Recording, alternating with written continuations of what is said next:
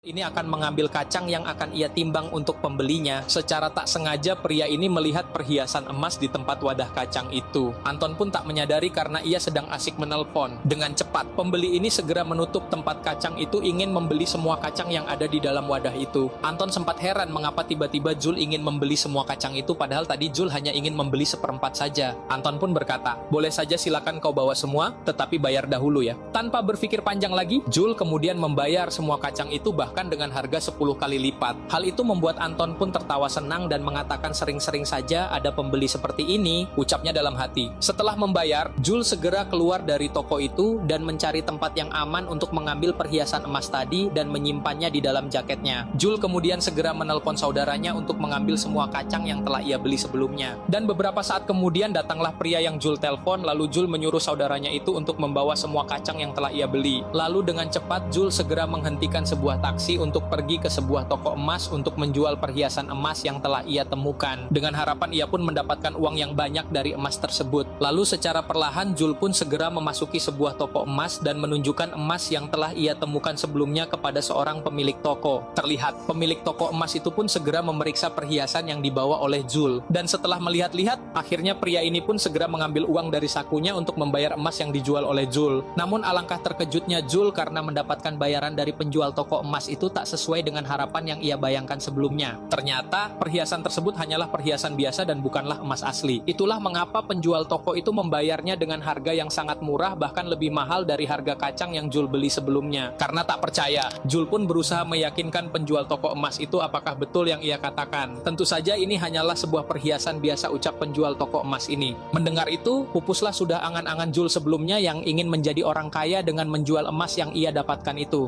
Bukannya untung tapi malah menjadi buntung dan kini Jul pun menjadi gila.